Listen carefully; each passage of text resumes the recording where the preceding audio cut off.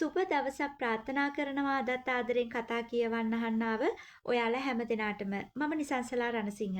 ඉතින් ඔන්න අරන් ඇවිල්ලා තියෙනවා මල් මුතු නවකතාවේ 28 වෙනි එපිසෝඩ් එක. ආදරෙන් ආරාධනා කරනවා කතා කියවන්න අහන්න දිගටම එකතු වෙන්න කියලා. ඒ වගේම ආදරෙන් ඉල්ලීමක් කරනවා තාමත් මගේ channel එක subscribe කරලා නැත්නම් channel එකත් subscribe කරලා මට සහයෝගයක් දෙන්න කියලා. ඒ වගේම මගේ කතා ලස්සනයි නම් යාළුවන්ටත් බලන්න ෂෙයා කරන්න කියලා ආදරෙන් ඉල්ලන ගමන්ම ගොඩක් ස්තුතියි ගොඩක් ආදරෙයි කියලා කියනවා මගේ කතාවලට ආදරේ කරන ඔයාලා හැම දිනාටම මේ වගේම ලයික් කරන කමෙන්ට් කරන ඔයාලා හැමෝටමත් ගොඩක්ම ආදරෙයි කියලා මේ වෙලාවේ මම ගොඩක් ආදරෙන් ඔයාලට කියනවා. ඉතින් කාර්ය බහුල කොළඹ නගරය වර්ෂාව ඇද හැලෙන්නේ ගිගුරුම් දෙමින්. ඒත් රථ වාහන පේලි කූඹි රැලි වගේ. වෙනදට හිරු එළියෙන් වැඩිපුරම ආලෝකමත් වෙන ආයුෂ්ගේ කැබින් එකේ අද විදුලි බල්බ කීපයක්ම දැල්විලා.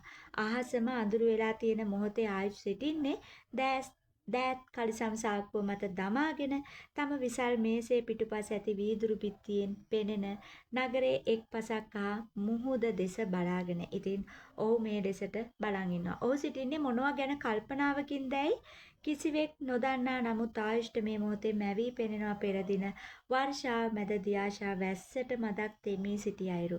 ඇගේ උර මතට වැහි බිඳු වැටි ඇය ඇඳ සිටි සුදු පැහැති බ්ලවුසෙන් ඇගේ අත්කොබය විනිවිද පෙනුන සැටි ෂණිකවම ආයුෂ්ට මතක් වෙනවා මේ වෙලාවෙත් ඔහු ඒ ගණනකට නොගෙන නැවත හැරි මේසේ අසලට පැමිණියේ ෂාන් කැබින් එකට ඇතුල් වෙන විටමයි. ඉතින් ආයුෂ්ගේ හිත මේ විදිහට එහෙ මෙහෙ දුවනවා. සර් කියලා ෂාන් කතා කරගෙන එනකොට ෂාන් හරිද වැඩ ඉවරයිනේ කියලා මේ විදිහට ආයුෂ් කියනවා. "ඔව් සර්. හෙට ඉඳන් වැඩට එයි සර්. මං අපේ සෙට් එකට කිව්වා සර් එයාලා කලින් වර්ක් කරපු තැන් වලින් එයාලගේ ඩීටේල්ස් ගන්න කියලා." ෂාන් මේ විදිහට කියනකොට "ගුඩ්. අනිවාර්යෙන් මේ විස්තර බලන්න ෂාන්. හෙට ඉඳන් එන දෙන්න ගැන සර්ච් එකේ ඉන්න කියලාත් මේ වෙලාවේ ෂාන්ට ආයුෂ් උපදෙස් දෙනවා. ඉතින් මතක ඇති ඔයාලටත් ඉන්ටර්විව් එකක් තිබුණා. ඒක ගැන තමයි මේ කතාව. "ඕකේ සර්. සර් මේ මිස් තියාෂට නම් අසනීපයි වගේ." ෂාන් එක්වරම මේ ලෙස පවසන විට ආයුෂ් බලනවා ඔහු දෙස. ඒ වගේමයි මේ තරම් වෙලාවක් දැස් පියන් සිටි රණූත් දැස් විවර කර ඉඳන් සිටි ආයුරුද වෙනස් කරනවා. "කවුද කියලා?" රණූත් අහනකොට ස්ටාෆ් එකේ ගර්ල් කෙනෙක් කියලා මේ විදිහට ආයුෂ් කියනවා. ඉතින් ඇත්තටම රණූත් හිටියේ පොඩ්ඩක් ඇස් දෙක වහගෙන ඔහුට කම්මැලි ඒ හින්දා. එක්වරම රණූත් ඒ ලෙස විමසද්දී ආයුෂ් නම් ගණන් නොගෙනමයි ඒට පිළිතුරු දෙන්නේ. ෂාන් බලා සිටිනවා. "සර් කෝෆි එකක් ගේන්න කියන්නද" කියලා ෂාන් එකවර මෙහෙම අහනකොට "ඕකේ දෙකක්ම" කියලා මේ වෙලාවේ ආයුෂ් ෂාන්ට කියනකොට ආයුෂ් ඒ ලෙස උත්තර දුන්නේ නැවත ඔහුගේ අසුනේ පහසුවෙන් අසුන් ගන්න ගමන්. ෂාන් නම් ආයුෂ්ගේ මේසේ මත ඇති ඉන්ටර්කෝම් එකේ නැමතුමක් ගන්න වෙන කාටවත් නෙවෙයි දියාෂට. ඉතින් මේ අසනීපයි කිව්ව කෙල්ලටම කියලා තමයි දැන් මේ වෙලාවේ ෂාන් කෝෆි ගෙන්නන්න හදන්නේ. "මිස් දියාෂා සර්ගේ කෝෆි එක එක්ක තවත් එකක් ගේන්න." ෂාන් එලෙසට ඇමතුමක් දී යන්න ගියා නැවත ඔහුගේ කැබින් එකට. රණුත් නම් බලන්න තවත් ඉඳන් සිටි අයුරු වෙනස් කරගමින්. "යකෝ දියාෂා කිව්වේ දැන් අර ලෙඩ කිව්ව කෙල්ලට නේද? ලෙඩෙක් ලව්ව කෝෆියක් දාන්න අරුවට පිස්සුද" කියලා මේ වෙලාවේ රණුත් අහන්නේ. රණුත් කියන්නේ ෂාන් දිහා පෙන්නලා ෂාන්ව පෙන්නලා. ඉතින් ඇත්තටම රණුත් හිටපු විදිහත් වෙනස් කරගෙන තමයි එහෙම කියන්නේ. රණුත් මේ ලෙස පවසන්නේ ෂාන්ටයි. නමුත් මේ මොහොතේ ෂාන්ට අවශ්‍ය වුණේ ආයුෂ්ට පෙන්වා සිටින්න දියාෂාගේ විඩාබර මුහුණ. මොහොතක් ගත වෙන තැන කෝෆි දෙකක් රැගෙන දියාෂා පැමිණි ආයුෂ්ගේ කැබින් එකට. තට්ටු කර කර නම් ඇය සිටියේ නෑ. දොර තල්ලු කරගෙනම එක අතකින් ට්‍රේ එක රැගෙන පැමිණි අය ඇතුළට. ඉතින් දියාෂා කවදාවත් දොරවල් වලට තට්ටු කර කර ඉන්න කෙනෙක් නෙමෙයි. කෙලින්ම අරගෙන ආවා. ඉතින් දවසක ඇගේ මේ ක්‍රියාවට නම් මොන හරි දෙයක් සිද්ධ වෙයි ඉතින්. "සර් කෝෆි" කියලා මේ විදිහට දියාෂා කියනකොට "තියන්න" කියලා ආයුෂ් එලෙස පැවසී ආසනෙට හේතු වී අතින් මේසය පෙන්නන ගමන්. දියාෂා මුවගේ සිනාව අතුරුදහන් වී නෑ. ඇය ට්‍රේ එක තබා යන්න සූදානම් වෙනවත් සමගමයි ආයුෂ් ඇයට නැවත කතා කරන්නේ. අසනීපද කියලා තමයි ආයුෂ් අහන්නේ. හැබැයි මිස් දියාෂාවත් කියලා මුකුත් කියන්නේ අසනීපද කියලා තමයි කෙලින්ම දියාෂාගෙන් ඔහු අහන්නේ. "නෑ සර් කිඹුහුම් ගියා ඊයේ වැස්සට තෙමුණ නිසා." දියාෂා එහෙම කියනකොට දියාෂා එලෙස පිළිතුරු දෙන්නේ පෙරමුවගේ සිනහ රැල්ල පිටමයි.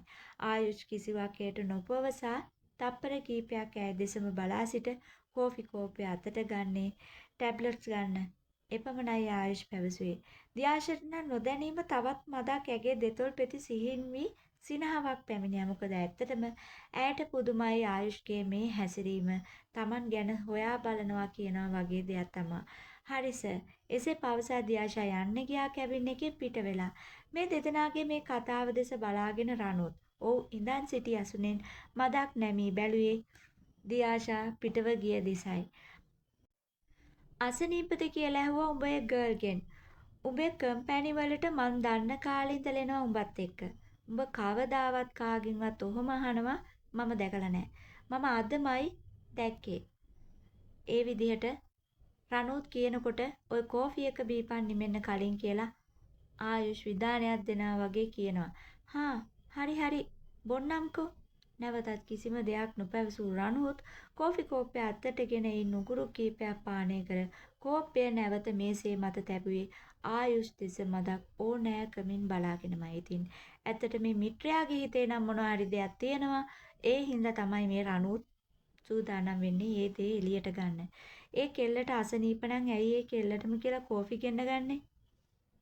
සිංහ වංශ හෝල්ඩින් එකේ තේ හදන කෙනෙක් වෙනම ඉද්දි රණුත් මෙහෙම කියනකොට රණු මචං ඇති දැන් ආයුෂ් එහෙම කිව්වට නෑ ඇති නෑ මදි යකෝ ඒ කෙල්ල උඹට හොරු අල්ල ගන්න ලොකු සප් එකක් දුන්නා කිව්වා නේද ඉතින් ඒ කෙල්ලට ප්‍රොමෝෂන් එකක් නොදී ඇයි කෝෆි හදවන්නේ කියලා රණුත් මේ වෙලාවේ ආයුෂ්ගෙන් කෙලින්ම අහනවා ඕන හින්දා කියලා ආයුෂ් කියනකොට ඔය කිව්වේ කියලා රණුත් කියනවා මචං තාත්තත් මට ওই කතාව කිව්වා. ඒ දියාෂට ප්‍රොමෝෂන් දෙන්න බෑ.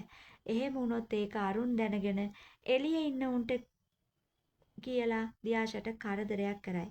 එයා ඔය ඉන්න විදියට හිටපු දෙන් කියලා ආයුෂ් මේ වෙලාවේ රණුට එහෙම කියනවා. ඉතින් ඇත්තටම ආයුෂ් අකමැති දියාෂට නැති කරදර වැටෙනවට. ඒ හින්දා තමයි ඔහු ඒ වගේ තීරණයක් අරගත්තේ. උඹේ කැමැත්තක් කියලා මේ ලෙසට රණුත් සහ ආයුෂ් අතර ඇති වෙන කතාව Taman ගැන බව නොදන්නා දියාෂා නැවත පැමිණෙනවා ෆයිල් එකක් රැගෙන කැබින් එකට. නැවතත් ඇය දොරට තට්ටු නොකරම දොර තල්ලු කරගෙනම පැමිණෙන විටම දෙදෙනාගේම දැස් ගොස් නතර වෙනවා දියාෂා අසල. ඉතින් දෙන්නම ටක් ගාලා හැරිලා බලන හිස් ඔසවලා බලනවා දියාෂා දිහා. ඇය ෆයිල් එකක් අරන් ඇවිත්. සර් මේ ෆයිල් එක ධනුෂ්ක සර් දෙන්න කිව්වා. මේ ලෙස දියාෂා පැමිණ අත් දෙකෙන්ම ආයුෂ අතට ෆයිල් එක ලබා දී නැවත හැරී යන්නයි සූදානම් වුණේ. නමුත් ආයුෂ් ඇයට නැවත කතා කළේ ෆයිල් එක පෙරලා බලන ගමන්. මිස් දියාෂා බෙහෙත් බිව්වද? ආයුෂ් ආපහු ඇගෙන් ඒ විදිහට අහනවා බෙහෙත් බිව්වද කියලා. ඉතින් කලින් ටැබ්ලට්ස් ගන්න කියලා කිව්වා දැන් අහනවා බෙහෙත් බිව්වද කියලා. ඉතින් නෑ සර් ඕෆ් වෙලා යද්දි ගන්නවා කියලා දියාෂා එලෙස සිනා මුවින්ම පවසා යනවා කැබින් එකෙන් පිටතට. ඉතින් මේ ලෙස මේ අසල සිටින රණුට නම් සිනහ පහළ වෙනවා තම මිත්‍රයාගේ මේ වෙනස නිසාම. මේ විදියට වර්ෂාව මැදින් දවසේ කාර්යාල වේලාව අවසන් වෙලා සියලු දෙනාම පිටව යනවා. ඉතින් දියාෂාත් ඉක්මනින් යන්න තමයි සූදානම් වෙන්නේ. මොකද අද වැස්ස වැඩි ඇයටත් මදක් අසනීප ගතිය නිසා අද දියාෂාගේ වැඩ කොටස විකසින් නිමා කර පිටව යන්නයි සූදානම් වෙන්නේ. එවිටමයි ඇගේ දුරකථනය නාද වෙන්නේත්. ඇමතුම ඇගේ මවගෙන් බව දුටු සැනින් යුවතිය සම්බන්ධ වෙනවා ඇමතුම සමග. අම්මා දැන් ඕෆ් උනේ අම්මා. දියාෂා ඇමතුම ගත්ත ගමන් කියනකොට අනේ එහෙමද මගේ පුතේ පරිස්සමට ගෙදරට යන්න මං ගත්තේ මං ඔයාලට සල්ලි ටිකක් දැම්මා කියන්න. මේ විදිහට දියාෂාගේ අම්මා ඔන්න කෙල්ලට සල්ලි ටිකක් දාලා තියෙනවා. අම්මා ඇයි මට සල්ලි? දියාෂා එහෙම අහනකොට මට දැනෙනවා ඔයා අසනීපෙන් වගේ කියලා. මෙහාටත් හොඳටම වහිනවා. අනික අද දලු සල්ලි හම්බුණා. ඊයේ පොතේ තියන් හිටපු සේරම එවන්න නැති කියලා හිතුණා පුතේ. වැසට තෙමිලා ලෙඩ වෙන්න එපා පුතේ. පරිස්සමට කියලා දියාෂාගේ අම්මා මේ විදියට හරි ආදරෙන් කියනකොට අම්මා මං නෙවෙයි අම්මා පරිස්සමට ඉන්න. ඒත් අපරාධනේ මට සල්ලි දැම්මේ කියලා දියාෂා මේ විදියට තමන්ගේ අම්මට කියන. ඉතින් මතක ඇති කලින් කොටසේ ඇයි තියාගත්තේ බස් වියදම විතරයි. ඉතින් ලොකු ගාණක් නෙවෙයි 5000ක් පුතේ. මං ඉතින් ගෙදර ඉන්න ගෑණිනේ මගේ පුතා එහෙමද පරිස්සමට දැන් යන්න කියලා මේ ලෙසට දියාෂට ඇමතුමක් පැමිණ තිබුණේ ඇගේ මවගෙන්නේ. තම දරුවා ලෙඩ වෙනවා වගේ නම් දෙමව්පියන්ට ඒක දැනෙන බව කියනවා. ඉතින් දියාෂා දැන් අසනීප ඇති බව ඇයට දැනෙන්නට ඇති දියාෂාගේ මාවට.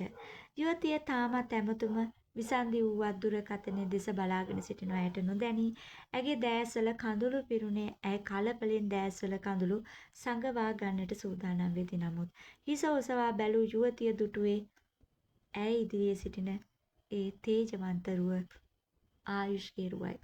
ඉතින් ආයුෂ් මේ කතාව අහගෙන වගේම දියාෂාගේ දිහාම බලාගෙනයි මේ වෙලාවේ හිටියේ. ඒ දියාෂා ඇමතුමේ හිටපු හින්දා ආයුෂ දැක්කේ නෑ. යුවතිය මදක් ගැස්සුනේ ඔහු දැස් හීනි කර බලා සිටි බැල්ම දෙස වෙනකොට දියාෂා ඒ ලෙසම ඔහු දෙස නොබලා මුහුණ මත සිනහවක් ඇඳගෙන විගසින්නේ ඇසලින් පිටව යන්න ගියා. ඒත් ඇය නොදුටුවා ආයුෂ් හැරී බලා සිටි අයුරු තප්පර කීපයක්.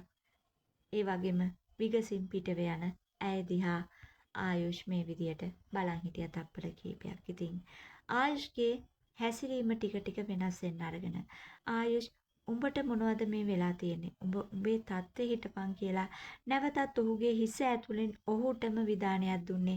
ෂණිකවම ආයුෂ් ඔහුගේ ගාම්භීර ගමනින් කැබින් එක දෙසට ඇවිද යති. දියාෂානම් විකසින් පහළට පැමිණ වර්ෂාව මැදම කුඩේ ඉහලාගෙන යන්නයි සූදානම් වුණේ. ඒත් ඉතින් මේ වෙලාවේ දියාෂාව කෙනෙක් නතර කරගන්නවා. දියා කියලා ඇයට මේ වෙලාවේ කතා කරනවා. මේ මොහොතේ ඇයව නවතා ගන්න වෙන කවුරුත් නෙවෙයි දිලුක්. ඔහු පැමිණියා ඇයට කතා කරගෙන මෑ අසලට. ඇයි දිලුක් කියලා දියාෂා අහනකොට දියා මට ඔයා එක්ක කතා කරන්න ඕනේ කියලා දිලුක් මේ විදියට කියනකොට කියන්න කියලා දියා මේ වෙලාවේ දිලුක්ට කියනවා. ඉතින් මොනවද මේ දිලුක්ට තියෙන්නේ දියාෂත් එක්ක කතා කරන්න?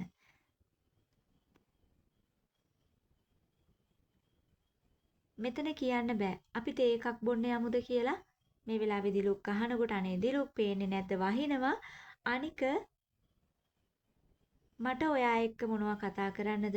මං යනවා මට වෙලා යනවා කියලා දියාෂා කියනවා. දියා ප්ලීස් කියලා ආපහු දිලුක් කියනකොට දිලුක් මට පාඩුවේ ඉන්න දෙන්න කියලා දියාෂා මේ වෙලාවේ කියනවා. ඉතින් දියාෂාට නොතේරෙනවා නෙවෙයි දිලුක් මේ කියන්න හදන්නේ මොනවද කියලා. ඒ හින්දා තමයි දියාෂා මේ විදියට පාඩුවේ ඉන්න දෙන්න කියලා ඇගේ අකමැත්ත මේ විදිහට ඇය ප්‍රකාශ කරන්නේ. මේ ලෙසට දියාෂා එවර නම් දිලුක්ට පැවසුවේ තරමක තද සුවරෙන්. ඇය එතනින් නිවත්ව යන්න ගියා වැස්සෙම කුඩය ඉහළගෙන. නමුත් මේ අසල සිටි ශාන්ට මේ දෙදෙනාගේ කතාව නම් හොඳටම ඇහුණා.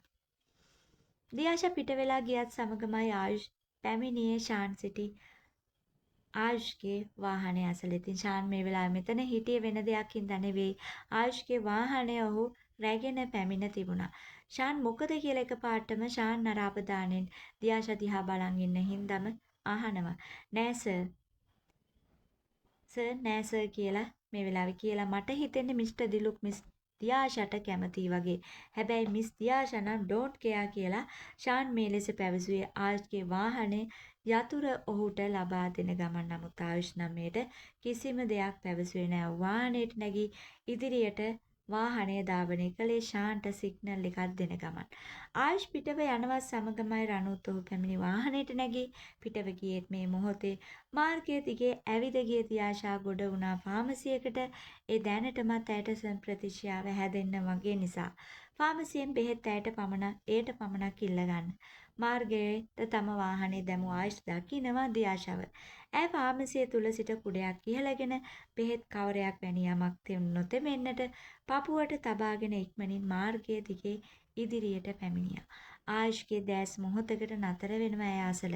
දියාෂා මොන තරම් කටුක ජීවිතයක් ගෙවනවාදැයි සිතා ගන්නට අද ඇයට ඇගේ මවගෙන් ලැබුණු ඇමතුමේ හඬත් මේ මොහොතේ වෛද්‍ය උපදෙස් නොමැතිවම ෆාමසියෙන් ඖෂධ රැගෙන යන අයුරුත් ප්‍රමාණවත් නොවේද ආයුෂ්ට.